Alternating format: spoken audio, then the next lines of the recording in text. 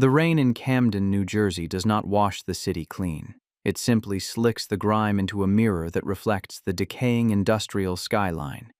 On the night of November 12, 1979, a freezing Atlantic storm was hammering the Delaware River waterfront, turning the labyrinth of shipping containers, gantry cranes, and rusting warehouses into a blurred watercolor of gray and black. The port was usually a hive of noise, the screech of metal on metal, the roar of diesel engines, the shouting of stevedores. But tonight, the storm had forced a rare, heavy silence over the docks. At 3:42 a.m., that silence was broken by the sound of a forklift engine idling in Sector 4, a remote corner of the yard known as the Boneyard, where unclaimed freight and empty containers were stacked to rust. A night shift foreman named Mike O'Malley was making his rounds, checking for storm damage, when his headlights swept across the corrugated steel face of Container 404. It was a standard 40-foot intermodal unit, painted a dull, oxidized red, indistinguishable from thousands of others, except for one detail. Steam was rising from the door seams. In the freezing rain, the metal was hot, and beneath the heavy steel locking bars, a dark, viscous fluid was pooling on the asphalt, diluted by the rain but unmistakable in its color. O'Malley killed the engine. He stepped out into the downpour, his flashlight beam cutting through the mist. He approached the container. The heat radiating from it was palpable, smelling of ozone and burnt paint. He saw the welds. The locking mechanism hadn't just been padlocked, it had been fused. Thick, ugly beads of molten steel had been laid across the hinges and the latch bars, sealing the doors with industrial permanence. Then he saw the holes. A series of small, neat punctures drilled through the side of the container at chest height, jagged edges pointing inward, and below them, the blood. O'Malley didn't open it. He couldn't have opened it if he wanted to. He keyed his radio, his voice trembling over the static. "Dispatch, this is O'Malley. I need the police, and bring a torch crew. We got a sealed box in Sector 4, and it's bleeding." When the Camden Police Department arrived 20 minutes later, they found a scene that looked less like a crime and more like an industrial accident. But when the acetylene torches finally cut through the welds and the doors swung open, the horror that spilled out was entirely human. 14 men were inside. They were piled against the door, a tangled mass of limbs and expensive suits ruined by blood and panic. They hadn't died from the lack of air, though the oxygen had surely been running low. They had been shot, riddled with buckshot and heavy-caliber rounds fired through the walls of their steel cage. They were the leadership of the DiNardo crime family, the untouchable lords of the Camden waterfront, reduced to meat in a shipping container. But the true anomaly of that night wasn't found in the boneyard. It was found half a mile away in the break room of the Union Hall. While the police were vomiting at the sight of the bodies, Stanislav Stan Kowalski was sitting at a Formica table, drinking a cup of tea from a thermos. He was 58 years old, a man built from blocks of granite, with the thick, scarred hands of a master welder. He was wearing his work coveralls, still smelling of ozone and flux. On the table in front of him lay a welding torch, neatly coiled, and a blackened Zippo lighter. When Detective Frank St. Santoro burst into the room, wet and breathless, gun drawn, Stan didn't flinch. He unscrewed the cup from his thermos, poured a fresh stream of steam, and looked the detective in the eye. "The shift is over, Frank," Stan said, his voice a low rumble that sounded like gravel churning in a cement mixer. "I fixed the leak." To understand how a Polish immigrant welder, a man who had never so much as a parking ticket, could orchestrate the mass execution of 14 hardened gangsters, you have to understand the rust. You have to understand Camden in 1979. This was a city dying on its feet. The shipyards were closing, the factories were moving south, and the vacuum left by legitimate industry was being filled by a different kind of commerce. The DiNardo Syndicate ran the waterfront. They were a branch of the Philadelphia mob, but in Camden, they were the government. They controlled the unions. They controlled the cargo. If you wanted to move a crate of bananas or a crate of heroin, you paid the Tony tax. Tony, the fixer. DiNardo was the king. He was a man who wore silk suits in a city of denim, who drove a white Cadillac through neighborhoods where children played in sewage runoff. He ruled through fear and the absolute certainty that the law was just another expense on his ledger. Stan Kowalski was the antithesis of Tony DiNardo. Stan was a DP, a displaced person.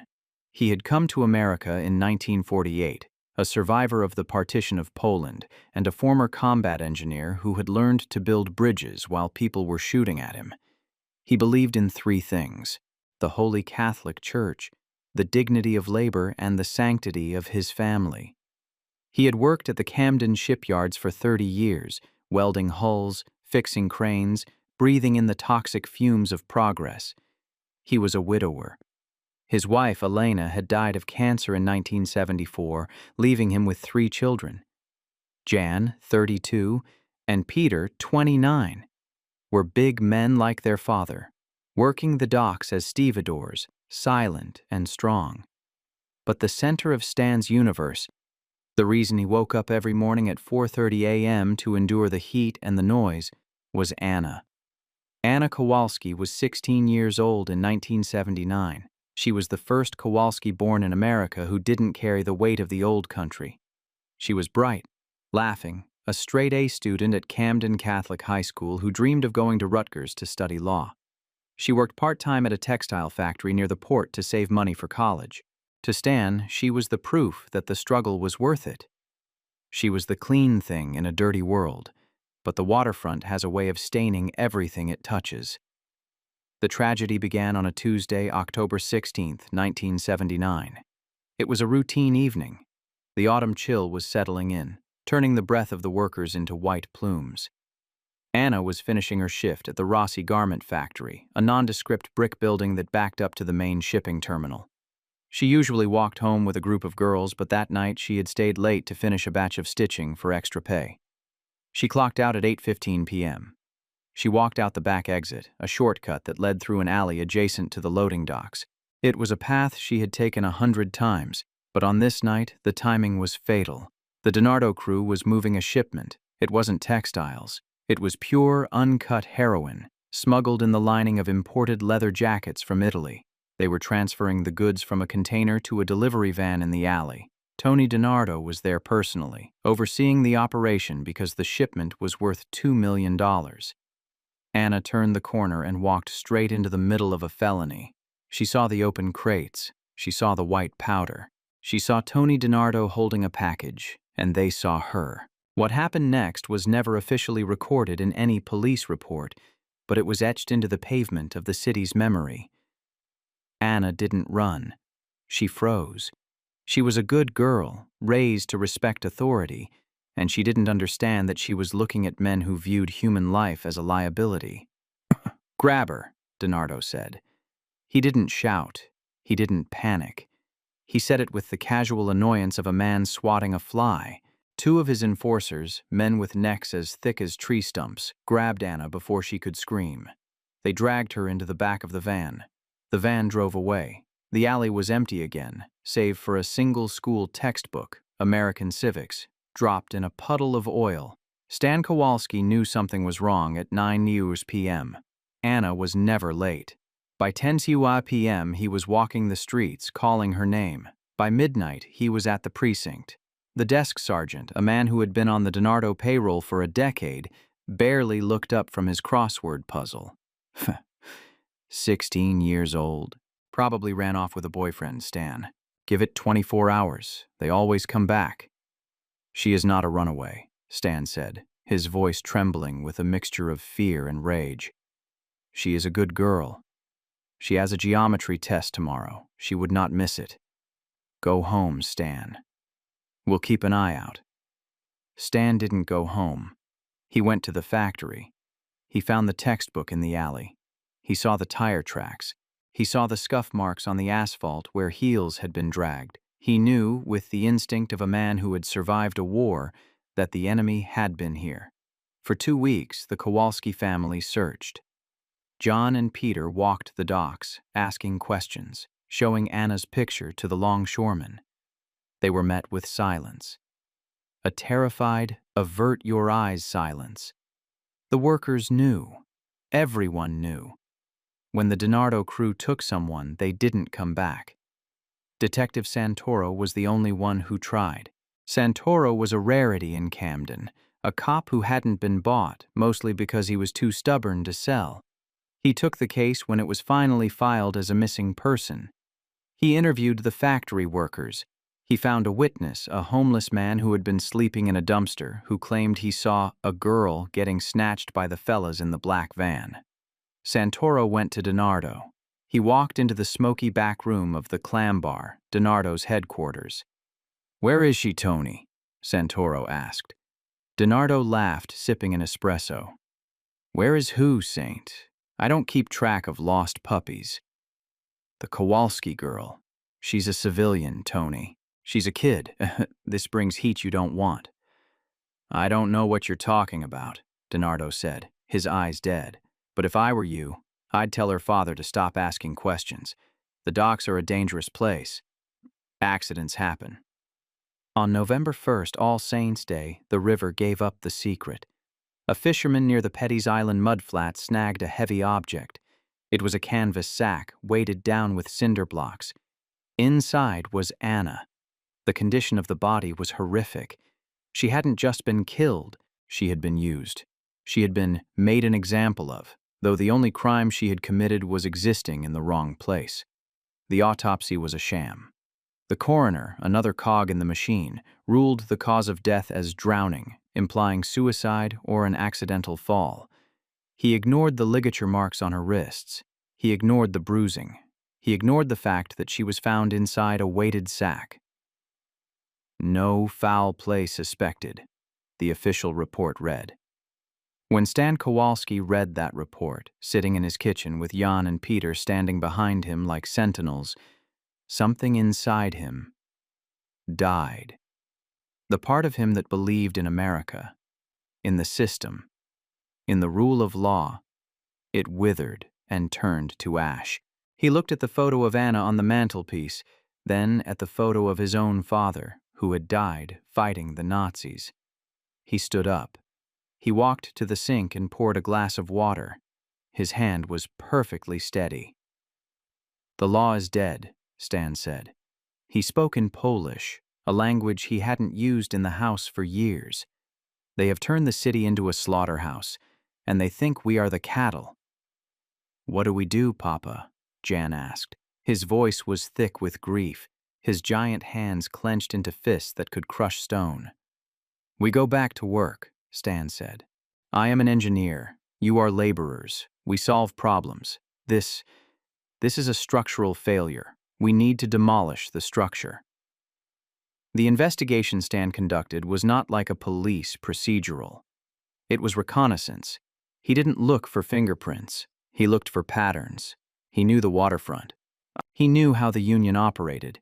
He knew that every Tuesday night the leadership of the DiNardo crew held a meeting to divide the week's spoils. They didn't meet in the Clam Bar or a house. They met in the yard.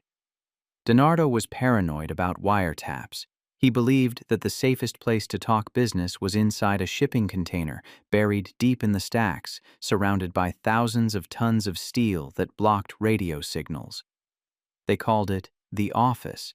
It was a custom-modded unit, outfitted with plush chairs, a generator for lights, and a ventilation system. It was moved every month to a new location in the yard to keep the feds guessing. But Stan had eyes everywhere. He had the invisible army, the janitors, the crane operators, the welders who were treated like furniture by the mobsters. On November 10th, an old crane operator named Lev, a man Stan had shared lunch with for 20 years, slipped a piece of paper into Stan's pocket. It had a number on it, 404, Sector 4, Tuesday. Container, 404. Stan went home. He sat his sons down. He didn't ask them to help. He told them the plan. It wasn't a plan for a fight. Stan knew they couldn't win a gunfight against 14 armed hitmen. This was a plan for containment. "We are not going to shoot them," Stan said, unrolling a blueprint of a standard shipping container on the kitchen table. We are going to seal them. He pointed to the locking mechanism. The steel is grade A Corten, weathering steel, hard to cut but easy to weld if you have the right heat. I need 3 minutes at the door. They have guards, Peter said. Guards look for cops, Stan replied. They don't look for workers. We belong there. We are the landscape. We walk in with our tools. We do the job. And then? Jan asked. Stan looked at the blueprint. He pointed to the ventilation ports. Then we turn off the air. The preparation was as military in its precision. Stan spent the weekend modifying his equipment. He took a heavy-duty portable welding rig, usually mounted on a truck, and adapted it to be carried on a handcart. He mixed a specific blend of shielding gas, argon and CO2, that would allow for a fast, deep-penetrating weld that would fuse the steel instantly. Jan and Peter prepared the breaching kit, not to open, but to close. They gathered heavy chains, wedges, and sledgehammers. They also acquired 2 12-gauge shotguns and a surplus M1 Garand rifle, just in case. But the guns were the backup. The primary weapon was the torch. Tuesday, November 12th. The storm hit early in the afternoon, a nor'easter that lashed the coast with freezing rain and gale-force winds. It was perfect cover. The noise of the storm would mask the sound of their work. The rain would keep the patrols in their cars.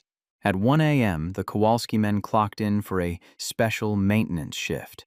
They weren't on the schedule, but nobody questioned Stan Kowalski when he walked onto a dock with a welding torch. He was the man you called when things broke. They moved through the yard, shadows amidst the steel canyons. Sector 4 was the boneyard, dark and desolate. The rain was coming down in sheets, horizontal and stinging. They found Container 404 stacked on the ground level, surrounded by a wall of other containers, creating a private courtyard. A single black van was parked nearby. 2 guards stood under the overhang of a crane, smoking cigarettes, miserable in the cold. Jan, Stan whispered. The guards. Jan and Peter moved. They didn't use guns. They used 24-inch pipe wrenches. They emerged from the darkness behind the guards like ghosts. There was no conversation, just the wet thud of steel on bone. The guards dropped into the mud, unconscious before they hit the ground. Jan dragged them behind a stack of pallets. Clear, Jan signaled. Stan rolled his cart to the doors of Container 404. He could hear voices inside, muffled laughter, the clinking of glasses. Tony DiNardo holding court. They were warm, safe, counting their blood money, completely unaware that the architect of their doom was standing 6 inches away. Stan ignited the torch. The hiss of the gas was lost in the wind. The blue flame roared to life, hot enough to melt rock. He didn't hesitate. He started with the cam locks, the vertical bars that hold the doors shut. He applied the torch to the joint where the bar met the keeper.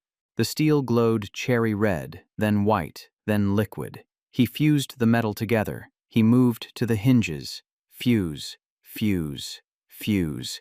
Inside, they didn't notice at first. The container was insulated, but then the heat began to transfer. The smell of burning paint seeped into the plush interior. "What the hell is that smell?" someone inside asked. Stan heard the voice clearly through the steel. "Hey, Rocco, check the door." DiNardo's voice. The handle rattled. It didn't move. It rattled harder. Someone threw their shoulder against it. Thud. "It's stuck. It won't open." Stan kept welding. He ran a bead of molten steel across the entire seam where the 2 doors met. He was sewing them into their tomb. Inside, panic set in. "Open the damn door." "Shoot it." 3 gunshots rang out from inside. Bullets punched through the steel skin of the container, whizzing past Stan's head. He didn't flinch. He just lowered his welding mask and kept working. He was in the zone. He was a craftsman. "Jan, Peter," Stan said calmly over the roar of the torch and the screaming inside. "The vents." The container had small plastic ventilation ports near the top corners. Jan and Peter climbed up the sides. They carried cans of expanding industrial foam, the kind used to seal pipes. They injected the foam into the vents.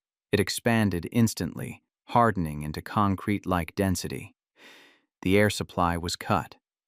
Stan finished the weld. The door was now a solid wall of steel. He turned off the torch. The sudden silence from his tool made the noises from inside even more terrifying. 14 men were screaming, pounding, firing their guns blindly into the night. "Let us out. We'll pay you. We'll give you anything." DiNardo was screaming now, his voice cracking with terror. Stan walked to the side of the container. He took a heavy-duty power drill with a 1-inch cobalt bit. He drilled a single hole through the wall at eye level. He put his eye to the hole. He could see them. The emergency lights inside cast a red glow. They were climbing over each other, clawing at the walls, faces twisted in madness. He saw Tony DiNardo, the man in the silk suit, weeping, holding a stack of money up to the door as if it could bribe the steel. "This is not a negotiation," Stan whispered into the hole. He stepped back. He looked at his sons. "We are not murderers," Stan said. "We are executioners. There is a difference." He picked up the shotgun. He inserted the barrel into the hole he had drilled. "For Anna." He pulled the trigger. He racked the slide. He pulled it again. He handed the gun to Jan. Jan fired. Then Peter. They took turns. They didn't aim. They didn't need to. In a confined space with buckshot ricocheting off steel walls, there is no cover. The screaming changed pitch. It went from anger to terror to pain, and then, slowly, to a wet, gurgling silence. It took 10 minutes. When the last echo faded, the only sound was the rain drumming on the metal roof of the container. Stan took the welding torch one last time. He welded a steel plate over the hole he had drilled. He sealed the tomb. "It is finished," Stan said. He looked at his sons. They were pale, shaking, covered in rain and sweat. "Go to the break room," Stan ordered. "Wait for the police. Do not run. We have done nothing wrong. We just took out the trash." Stan stayed behind for a moment. He placed his hand on the warm metal of the container. He felt the vibration of the storm. He imagined Anna's spirit, cold and wet in the river, finally finding warmth. Then he picked up his tools, coiled his hoses, and walked to the break room to make his tea. The dawn of November 13th, 1979, brought no warmth to the Camden waterfront. The storm had passed, leaving behind a sky the color of a bruise and a wind that cut through the heaviest wool coats. By 7 a.m., the boneyard in Sector 4 had been transformed from a forgotten storage lot into the center of the universe for New Jersey law enforcement. Floodlights banished the shadows, revealing the industrial carnage in stark, high-contrast relief. The steam had stopped rising from Container 404, but the heat of the violence inside seemed to linger, radiating outward like a toxic isotope. The coroner, Dr. Silas Vance, a weary man who had spent 20 years cataloging the city's decline one body at a time, stood before the open doors of the steel tomb. He had seen gangland hits before. He had seen the work of the Philly mob, the garrote marks, the trunk stuffings. But he had never seen anything like this. The 14 men inside were not arranged with the respectful distance of a cemetery. They were a tangle of limbs and terrified faces, frozen in the final, desperate struggle to escape the buckshot that had rained through the walls. Tony, the fixer. DiNardo, the man who had terrified shopkeepers and politicians alike, was found at the bottom of the pile, his silk suit shredded, his hands covering his face. He didn't look like a kingpin anymore. He looked like raw material. Dr. Vance stepped back, pulling the mask from his face. "This wasn't a hit," he told the police commissioner, who had arrived in a limousine that looked obscenely clean against the backdrop of rust and mud. "A hit is business. This This is extermination. Someone treated them like rats in a grain silo. While the forensics team began the gruesome task of untangling the bodies, photographing the entry wounds that punched through the corten steel like paper, a different kind of procession was taking place near the Union Hall. Stan Kowalski was led out of the break room in handcuffs. He wasn't dragged, he wasn't shoved. Detective Frank Santoro walked beside him, his hand resting lightly on Stan's elbow, a gesture less of restraint than of guidance. Stan walked with his head up.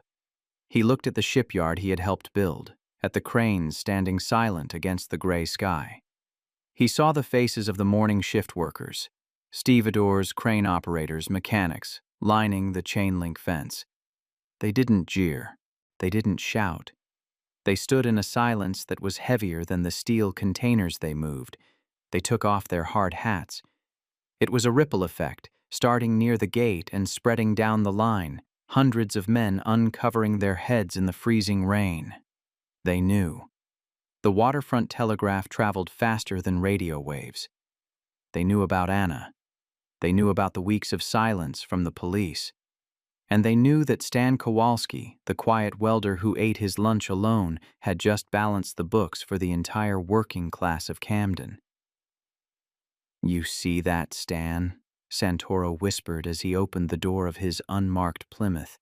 "They think you're a hero." Stan ducked his head to enter the car. "I am not a hero, Frank. I am a father who finished his job. Heroes save people. I didn't save anyone." Jan and Peter were brought out separately, placed in squad cars behind their father. They looked less like conquerors and more like children who had been caught in a nightmare. The adrenaline of the night had faded, replaced by the crushing reality of the daylight. Peter was shaking uncontrollably, the shock setting in. Jan stared straight ahead, his jaw locked, trying to mimic his father's stoicism, but failing to hide the terror in his eyes. The convoy left the port, sirens wailing, cutting a path through the morning traffic of a city that was waking up to a new reality. The king was dead. The castle had been breached by a welder's torch. The interrogation rooms at the Camden Police Headquarters were designed to intimidate. Windowless, cold, smelling of stale coffee and anxiety. But Stan Kowalski was immune to the atmosphere. He sat in the metal chair, his posture rigid, his hands folded on the table. He refused a lawyer. "I do not need a lawyer to tell the truth," Stan told the assistant district attorney, a young, ambitious man named Robert Weiss, who smelled blood in the water. "I did it. My sons helped because I told them to. They are good boys. They listen to their father. The sin is mine." "Mr. Kowalski," Weiss said, clicking his pen nervously, "you executed 14 men. You trapped them in a box and fired shotguns into them until they stopped screaming. That is not a sin. That is a massacre. We are talking about the death penalty." Stan looked at Weiss. It was the look a master craftsman gives an apprentice who has just asked a stupid question. "You call it a massacre. I call it a foreclosure. They took my daughter. They threw her in the river like trash. You did nothing. The police did nothing. You let them operate. You let them sell poison in my city. I simply closed their office." "This is about vigilante justice, Stan," Santoro interjected gently from the corner of the room. "You can't just kill people because the system moves slow." "The system does not move at all for people like me, Frank," Stan said. "The system is a rusty gear. Sometimes you have to cut it out." Down the hall, the sons were being questioned separately. Jan, the older brother, held firm initially. "We were working," he repeated, over and over. "We were fixing a leak." But when they showed him the photos of the bodies, the sheer volume of the carnage, he cracked. He didn't confess to the malice. He confessed to the necessity. "You don't understand," John wept, his large hands covering his face. "You didn't see Papa when they found Anna. He died that day. The man who welded that door shut, that wasn't Stan. That was a machine. We couldn't let him do it alone. He's our father." Peter was harder to break, but for a different reason. He was in a state of dissociative shock. He kept asking if he could wash his hands. "The oil won't come off," he muttered to the detective. "I can still smell the ozone." By noon, the story had broken. It didn't just leak, it exploded. The Camden Courier-Post ran an extra edition. The headline was 3 inches tall. "The Dockyard Massacre. 14 dead in container." The subheadline read, "Grieving Father Takes Revenge on Mob." The narrative was irresistible. The media descended on Camden like a plague of locusts. TV crews from New York and Philadelphia set up camp outside the police station. They interviewed Anna's friends from the garment factory. They interviewed the neighbors on the small, tidy street where the Kowalskis had lived for 20 years. "Stan, he fixed my toaster," Mrs. Higgins, a neighbor, told a reporter from CBS, wiping tears from her eyes with her apron. "He shoveled my walk in the snow. He was a gentleman. Those animals, those gangsters, they killed that sweet girl. Stan just did what any father would do if he had the guts." The public sentiment was overwhelmingly, terrifyingly on the side of the killer. The police switchboard was jammed with calls demanding Stan's release. A free Stan fund was started at the local credit union before the sun went down. But the law is a machine that does not run on sentiment. It runs on statutes, and 14 bodies is a weight that crashes through any amount of public sympathy. The investigation revealed the terrifying competence of the operation. Ballistics matched the shotgun pellets recovered from the bodies to the weapons found in the Delaware River by police divers. The welds on the container door were analyzed by metallurgical experts. "It's a textbook fusion weld," the expert testified in the preliminary hearing. "Done with a high-amperage MIG setup. Whoever did this wasn't just sealing a door. They were building a pressure vessel. It was structural." The police also found something else in the boneyard, something that changed the complexion of the case from simple revenge to something more complex. In the black van parked next to container 404, the one the guards had been protecting, they found the shipment. $3 million in cash and 20 kilos of heroin. It was the smoking gun that Detective Santoro had been chasing for 5 years. The DiNardo ring wasn't just running protection rackets. They were the main distribution hub for the East Coast heroin trade. Stan Kowalski hadn't just killed 14 men. He had inadvertently crippled the drug supply for the entire tri-state area. When Santoro told Stan about the heroin, Stan didn't smile. He didn't look vindicated. He looked tired. "It doesn't matter what was in the van, Frank," Stan said. "I didn't kill them for the drugs. I killed them for the notebook." "The notebook?" "Anna's school book. The one you found in the alley. Civics. She was studying how the government works, how justice works. They dropped it in a puddle of oil. That was the insult, Frank. They stained the only clean thing in this city." The arraignment was held 3 days later. The courthouse was surrounded by a crowd of 2,000 people. Union workers, mothers, teenagers. They held signs. "Justice for Anna. Stan is the man. Clean up Camden." When Stan and his sons were led into the courtroom, the gallery erupted. The judge, a stern man named Harrison who feared a riot, threatened to clear the room. Stan looked at the crowd, then looked at his sons. He leaned over to his public defender. "Tell them to be quiet," Stan whispered. "This is a courtroom. Show some respect." The legal strategy was a nightmare. The prosecutor, Weiss, wanted the death penalty. He argued that the planning, the modification of the welding equipment, the timing, the trap, showed a level of premeditation that bordered on sociopathy. "This wasn't a crime of passion," Weiss argued to the press. "Passion lasts seconds. Welding a door shut takes minutes. Drilling holes takes time. Reloading a shotgun takes time. Every second of that night was a choice to keep killing." The defense team, funded by donations from the Longshoremen's Union, argued extreme emotional disturbance. They painted a picture of a man driven insane by grief, a World War II veteran whose PTSD had been reactivated by the murder of his child. But Stan refused to plead insanity. He refused to let them say he was crazy. "I was not crazy," Stan told his lawyer in a heated jailhouse meeting. "I was precise. If I say I was crazy, then Anna's death was just an accident of chaos. But if I was sane, then her death has meaning. It has a price. Do not take my dignity." The winter of 1979 turned into the bleak spring of 1980. The trial was set for May. The city of Camden simmered.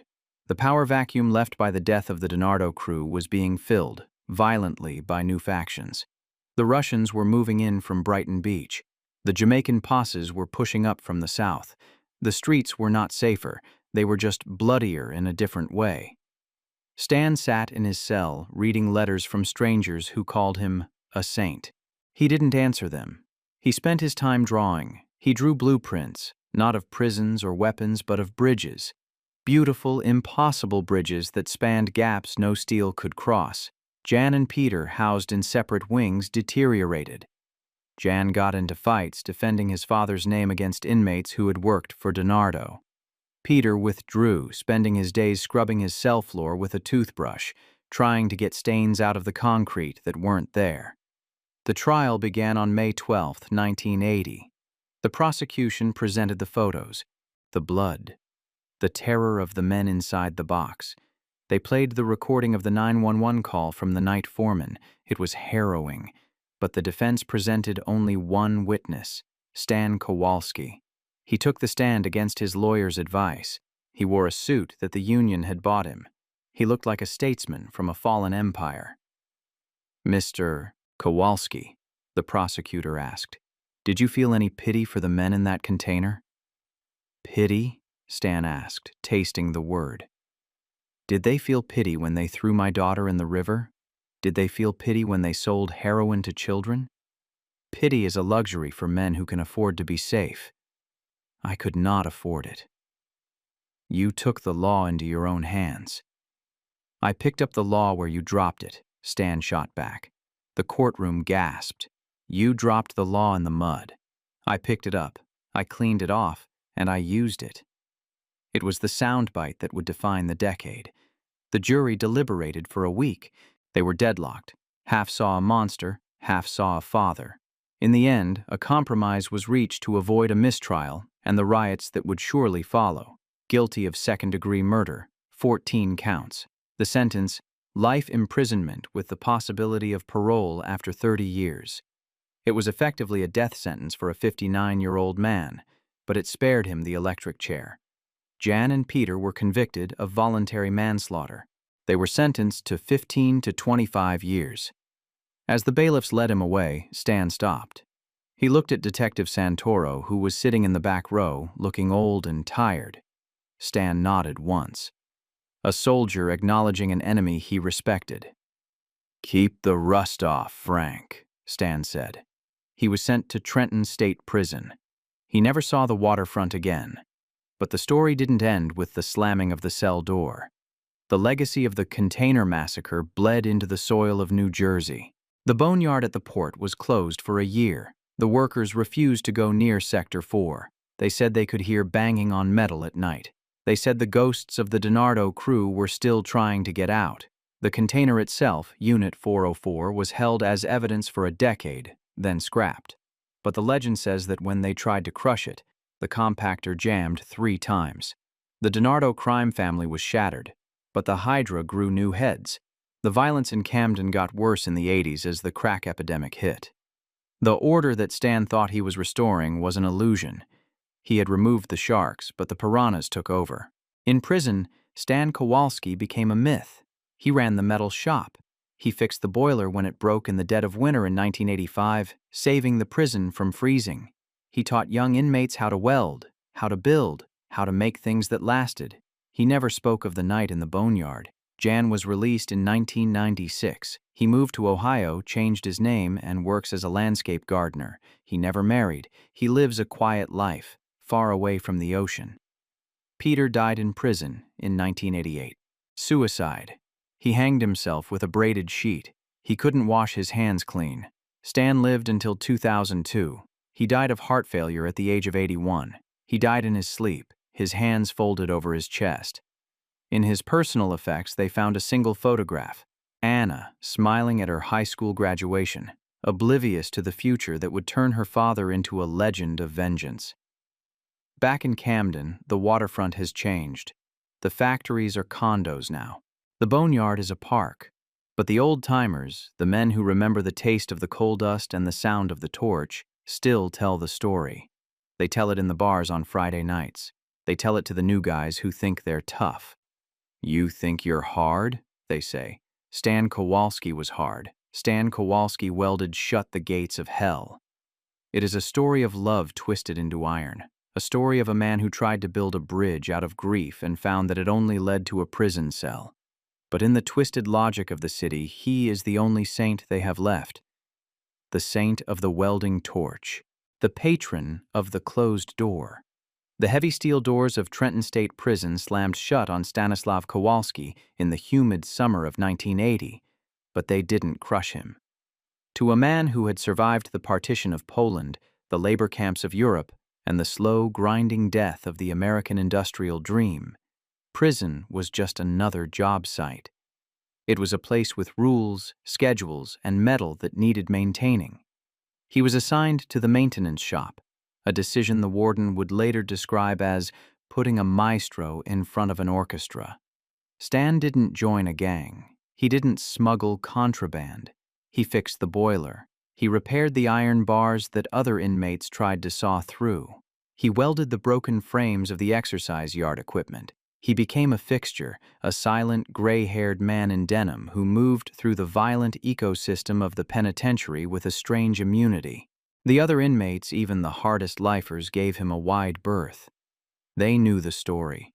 They knew he was the man who had turned a shipping container into a blast furnace. In the hierarchy of prison respect, the welder sat at a table of his own. But while Stan calcified into a monument of endurance, his sons crumbled. The separation of the Kowalski men was the true punishment. The one the judge had understood would hurt more than the confinement itself. Peter Kowalski, the youngest, the one who had held the flashlight while his father worked the torch, was sent to Rahway State Prison. He was 29 years old, but inside, he was a child lost in the dark. He couldn't wash the memory of that night off his skin. He told the prison psychiatrist that he could still hear the screaming. He said it sounded like the metal itself was crying. In 1983, 3 years into his sentence, Peter was found in his cell during the morning count. He had taken a braided strip of bedsheet and tied it to the upper bars. He hadn't just hanged himself, he had handcuffed his own hands behind his back using a pair of stolen cuffs he'd bought from a guard. He wanted to make sure he couldn't change his mind. He wanted to make sure there was no escape, just like the men in the box. When the news reached Stan in Trenton, the old man didn't weep. He didn't rage. He was in the middle of repairing a steam pipe in the laundry block. He listened to the chaplain deliver the news, nodded once, put his welding mask back down, and finished the bead. It wasn't callousness, it was the only way he knew how to keep breathing. If he stopped working, the grief would kill him. The weak steel cracks in the cold, Stan told his cellmate that night, staring at the ceiling. Peter was good iron, but he wasn't tempered. Jan Kowalski, the older brother, survived, but he didn't live. Housed in Northern State Prison, he turned inward. He became a ghost. He refused visits. He refused parole hearings. He served 17 years of his sentence in silence, a man doing penance for a sin he felt he had inherited. When he was finally released in 1997, he didn't go back to Camden. He moved to a small town in Pennsylvania, changed his name, and took a job as a night janitor in a high school. He died of liver failure in 2005, alone in a rented room that contained nothing but a mattress and a Bible. Back in Camden, the peace that Stan thought he had bought with 14 lives turned out to be an illusion. The power vacuum left by the extermination of the DiNardo crew didn't lead to a resurgence of honest labor. It led to chaos. Throughout the 1980s, new predators moved into the void. The Jamaican posses and the Russian mob fought for control of the ports. The violence became less organized and more random. The Tony tax was replaced by open warfare. The shipyards continued to close. The jobs continued to leave. The city of Camden, once the workshop of the world, began its long, painful slide into becoming one of the most dangerous cities in America. Stan's act of cleaning hadn't cured the disease.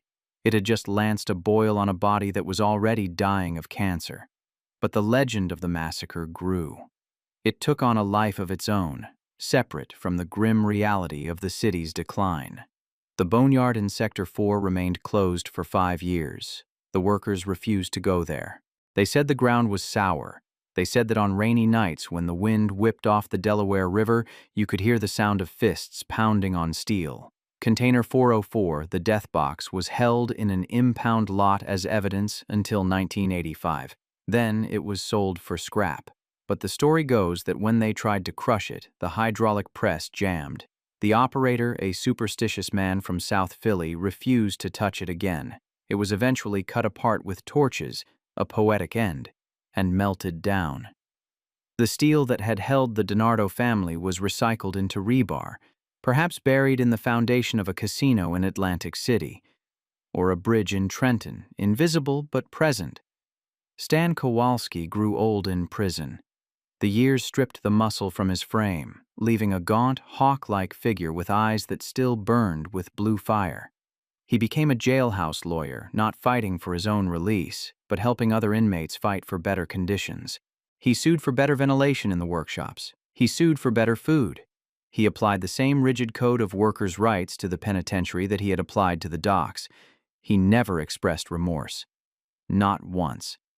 In 1999, a parole board hearing was convened. It was a formality. Stan was 80 years old.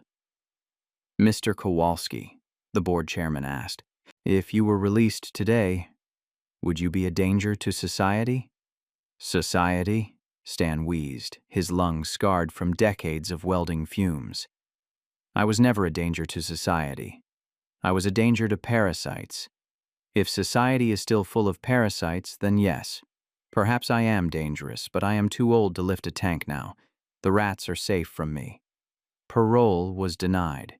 Stan died on November 12, 2002, exactly 23 years to the night after the massacre. He was 81.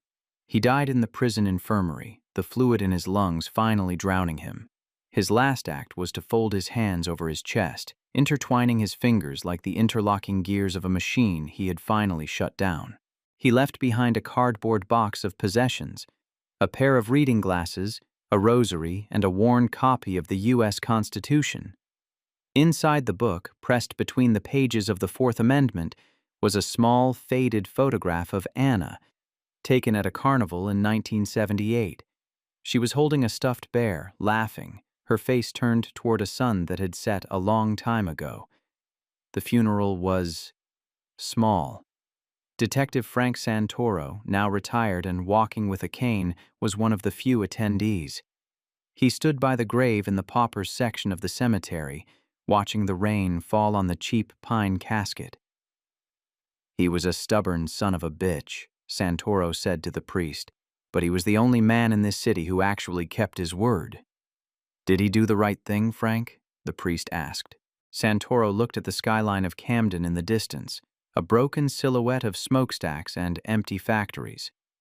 "He did the only thing left," Santoro said. "When the law walks away, the devil moves in. Stan just decided to be a devil with a code." Today, the Camden waterfront is trying to be something new. There are aquariums and concert venues where the old shipyards used to be. The boneyard has been paved over, turned into a parking lot for commuters taking the ferry to Philadelphia. The physical scars of 1979 have been covered with asphalt and good intentions, but the memory remains. It is etched into the DNA of the local unions. It is whispered in the diners on Haddon Avenue. The legend of the welder. They say that if you work the night shift on the docks, you can still see him. A spectral figure in blue coveralls pushing a handcart with a welding rig moving through the fog. They say he checks the locks on the containers. They say he patrols the perimeter, looking for a black van, looking for a lost girl with a civics textbook. They call him the Saint of the Torch. He is the patron saint of fathers who have had enough. He is the dark guardian of the working man who knows that the system is rigged. and that sometimes the only way to get justice is to build it yourself, out of steel and fire and blood. The tragedy of the Kowalski family asks us a question that we are still afraid to answer in America. When the institutions fail, when the police are corrupt, the banks are predatory, and the government is indifferent, what is the duty of a good man? Is it to suffer in silence, or is it to pick up a hammer and break the machine? Stan Kowalski broke the machine. He paid for it with his life, his sons, and his soul. But for one rainy night in November 1979, he proved that even the most powerful men in the city still need air to breathe. If this story of industrial grit and the terrifying cost of vengeance kept you watching, please leave a like and subscribe. We dig through the rust and the ruin to bring you the true crime stories that shaped the American underground. Share your thoughts in the comments. Was Stan Kowalski a hero of the working class, or just another monster created by a broken city? Until next time, check your locks, watch your back, and remember, some doors, once welded shut, can never be opened again.